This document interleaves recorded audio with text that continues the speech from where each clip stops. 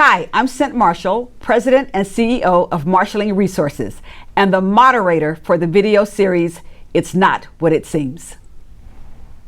For this episode, I'm delighted to be joined by two amazing leaders. Roberta Tolen has a background that includes extensive work in human resources.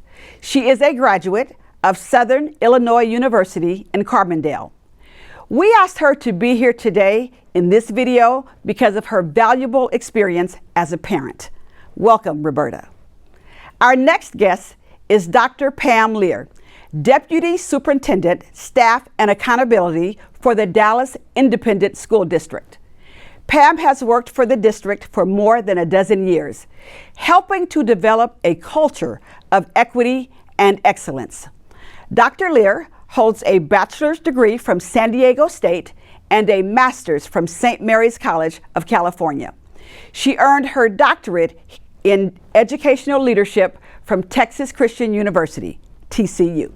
Roberta and Dr. Lear, can I call you Pam? Of course. I love the fact that you're a doctor, Yes. though, but you've been my friend, too. I know. So I might call you Pam, I might call you Dr. Lear. Who knows what's liable to come out of my mouth. Okay, so welcome to It's Not What It Seems. I am so excited about this conversation, and it really is a conversation, a chance for us to just really talk about this issue of human trafficking and how to keep our young people safe. And you both have experience. You are here, as I stated before, in your parental role. And of course, we know what you do with our wonderful, wonderful students. So I want to start with the changing times.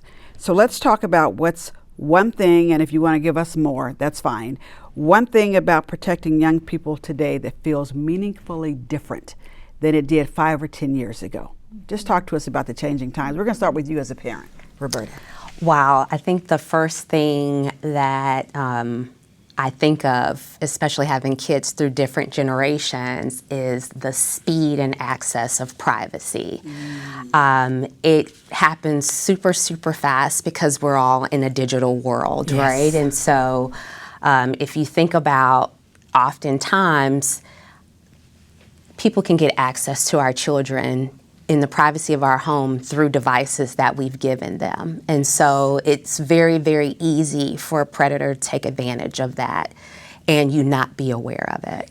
Right. That is different. That is different. What have you seen that's different? So, there's a lot, but if I were to go back, 5 to 10 years, I'd say that risk really depended on being in the wrong place or telling students, don't talk to strangers. And now, it's very different. Yes. Bad actors have access to social media. They study young people's social media platforms.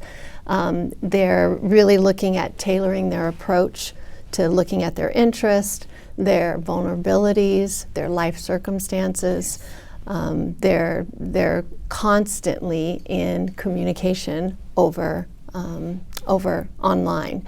And I also think that, in 5-10 years ago, it took time to develop a relationship. Yes. And now with social media and online, you can develop a relationship in days. It's just instant. Instantly. Oh my goodness. Yeah. So what kind of behaviors do you tend to dismiss in all of us really as just teen stuff or just social media? And are there situations that we sometimes downplay when we really should be paying attention? I think that, when we look at young people, they're testing boundaries. They are on their phone a lot. They're seeking privacy. And so that's become normalized. And as a parent or an educator, it's happening all the time. So if you're not careful, you could miss those cues. It's not one thing, but it's a pattern that's established. And if you see the intensity of the privacy, the secrecy, if you see that students are becoming, or your kids are becoming more isolated, their friend group is causing them to have emotional distress. I think those are some things that, you look at those symptoms or those characteristics, those behaviors in totality, and those are things that we can't dismiss. Right, it's not just teen stuff. Exactly. Add to that as a parent. Actually, secrecy was one of the things I thought about as well, because you don't know who they're talking to, who they're connecting with, and so oftentimes you disregard it. You don't want to be that paranoid parent, like asking, who you talking to online, and why are you up so late?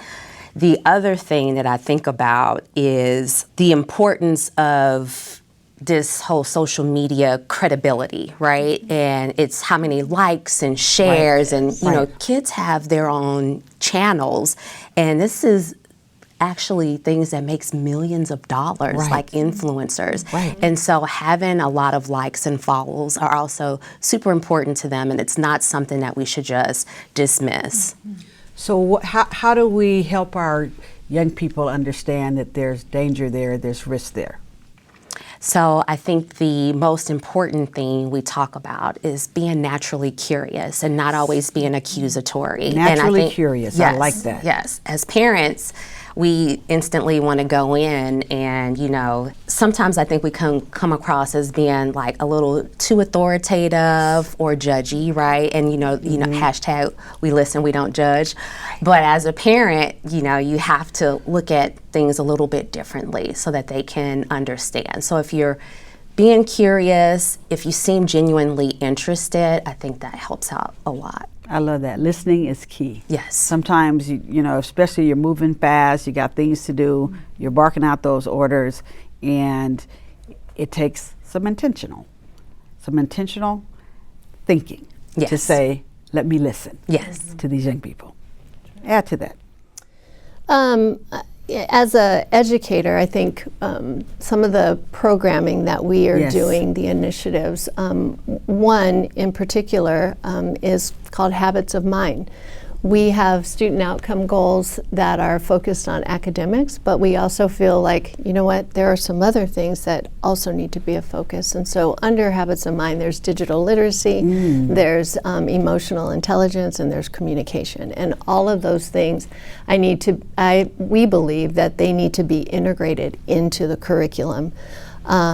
We also have a teen board who has initiatives, and one of the initiatives that they're focused on is human trafficking. And so the teen board has representatives from all 23 high schools, and they created their own framework. This is incredible. Yes. But how did it get started? Because I'm sure they had to get approval from the school to do it. They did. They had to get approval. So the teen board, those are the leaders of the school, of our high schools. And so we have an advocate who works with the students, and they come up with the initiatives that they want. And they saw that there were, like was discussed earlier, there is a problem with human trafficking. So they wanted to understand that more. They came up with a framework that started with awareness and educating through awareness, and then also what are the vulnerabilities and the risks that are associated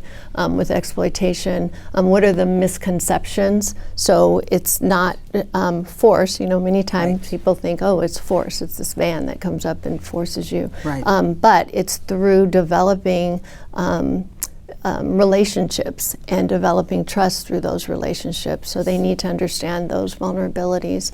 And then also just around the school system, what are the elements in the school system that students can use if they know that someone's going through exploitation or human trafficking? And then the last part of that framework was about reaching out to the broader community. And we actually worked with it's the North Texas cluster links, and had a human trafficking symposium, and invited many of our high school students to the symposium to increase awareness and understand what are those things that are risks and vulnerability. Oh, I love that. The fact that you included, that the links include, and I love the work that they do, that they included these young people, that you were all there. So not only do they get educated, they get made more aware, but they see people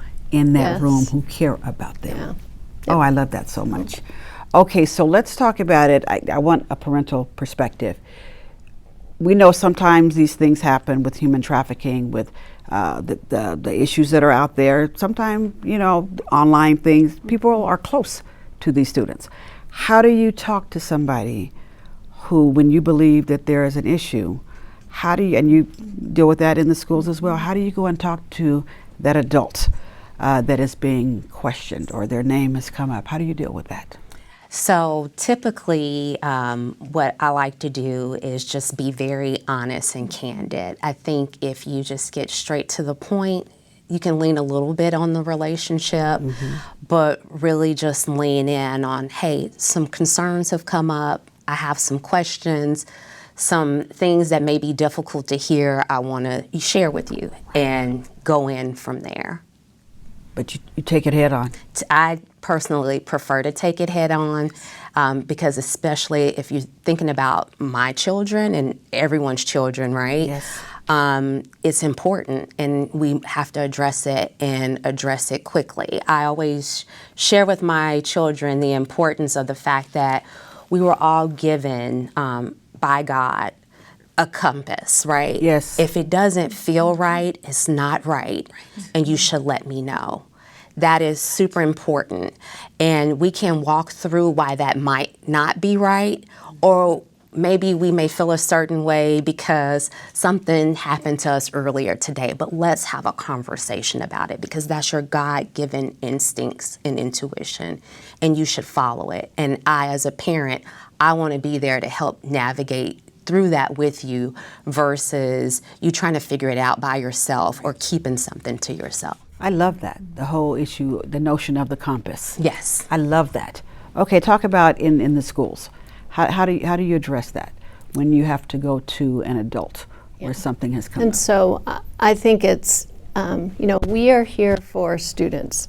Those are our clients. Yes. And if something comes to us, we're going to address it head on. And I think that in some cases, people may shy away because it causes them to be uncomfortable. They don't feel like they have the proper tools to address it.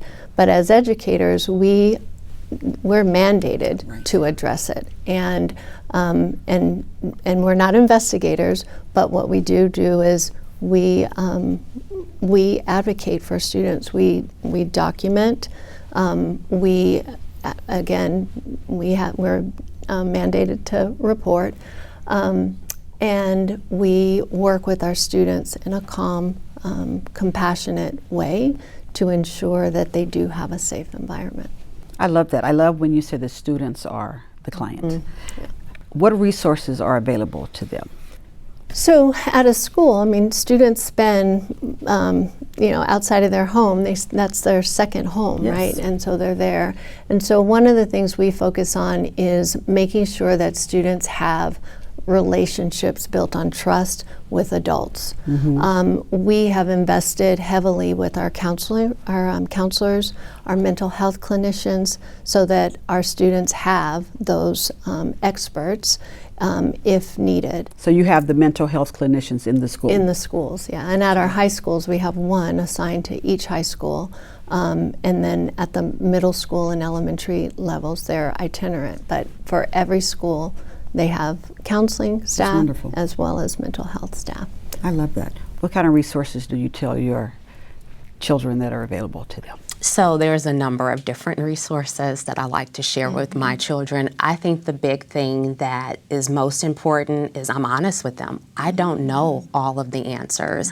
And sometimes I'm learning things from them real time in the moment. But there are a lot of tools that are available online. And so when I learn something new, like I'll give you an example. It's this thing going on right now. They talk about 6-7 and they're doing this. I didn't know what 6-7 was. And so I had to look it up and learn about it. And they shared with me what it is. And it doesn't mean anything. It can mean anything. You just say it, right? So I did that too. I had to look it up. Yeah. And my kids are all growing up and all that. I said, but I'm around a lot of young people. I just want to know what's going on, because I'm seeing all this. Yes, and I turned 67 in December, so I'm gonna have to do something. It's gonna be the whole thing. That's gonna be the theme of the party then. Yes, we have to celebrate. So but you're right, it means nothing. Yes, it means nothing, but I didn't know it didn't know. mean something, nothing, so I had to look it up. And especially today, you have to leverage multiple resources. You can't just go to one place and think you know. Like, you have to at least, I say, go to at least 3 places to validate information. And so that's what we do. I don't know what we did as far as parenting prior to YouTube, but I am so thankful for it. But I do go to multiple sources to validate everything. See, I love that. Okay, so I'm just going to get real here. If you notice that, how do you know if something is going on with one of your children? Give us some tips on how to be observant and aware. How do you know that something has changed, that something could be off? So the beautiful thing, I know you mentioned you have 4 kiddos. Yes. We have 3 in our home and 2 dogs, right? And so connection is super important. Siblings are amazing sources to help you out as well, right? Yes. Because oftentimes they observe or notice things even before you do as a parent. Yes. And so we have in our household, there's no such thing as snitching, right? So it's important for us to share everything that's going on, our whole selves. So it's the things that we're most proud of that happened during that day, as well as maybe some difficult things that we may need help with. So that's one of the things, like, we snitch in our house. Like, we're a family, we're gonna talk about everything. The other thing is that there's no secrets. If someone is encouraging you to keep a secret from your loved ones, from your friends and family, you should come to us immediately. And the hardest thing is having those difficult conversations. Right. That's embarrassing to you, that you don't know all the answers, but you have to be willing to go there, yes. right? And yes. have those conversations and discussions that are super awkward. I mean, I have a son. He's the youngest, so I had 2 girls first. And there were certain things that he was going through in life that I didn't know anything about, and I had to be honest with him and let him know that, especially during puberty. Yes, Yeah. yes. So your communication. Yes. And having those rules up front. Yes. We talk about everything. But we know sometimes they won't, but then they'll bring it to school. Right. And so talk about observing it. And I think, again, that's where we spend a lot of time on developing relationships with students so that there is a trust. They have a trusted adult that they can talk to. And we have an abundance of resources that we align with students and their need. How do they know about those resources? Do you tell them about it at the beginning of the school year? So one thing that we recognize is it's not a one and done. Right. This is continuous, and that's why earlier I talked about embedding some of these practices, this knowledge, this understanding with curriculum. So we have workshops with our students throughout the year to talk about anything that's causing them stress, or they're worried, or their behavior has changed where they're becoming more isolated. I talked earlier about counselors. We've reduced their ratio so that they can know their kids better and provide them the resources that are necessary. One thing that I didn't talk about earlier as far as resources is we have something that's called see something, say something. Yes, Yeah. yes. And so that is part of training for students and for teachers. And it's anonymous reporting. And students have access to those QR codes, and they do use them. That's and that's wonderful. something we check every day, 24/7. So even outside of school hours. See, that's wonderful, because sometimes they're not comfortable. Right. What I love too is that, and I know your school district and what you do as a parent, you work together with the educators to keep our kids safe. Leave us with one thing, so I'll come to both of you, one thing that you would say to parents about protecting their kids and keeping these young people safe. It's about connection, right? People online, as you mentioned before, they can build these connections with your children super, super fast to make them feel valued and to make them feel seen. And it's super important for us as parents to make our children feel that way. Yes. In person, real time, to know that you love them, and no matter what they say or what they do, you can work through it together. I love it. I love it. And I think for an educator, I think it's staying present, staying curious. Yes. And if something seems off, then lean in instead of leaning away. And I think that's one of the best things that we can do to help protect our kids. I love that. Lean in. Well, I'm happy that you leaned in, both of you, with us today. Thank you so much for just stopping by to help us raise awareness on this issue. Thank you for sharing your experience, your empathy, your programs. We are better off because you came to talk to us today. So thank you for joining us. Thank you. Thank you. Thanks. Thank you.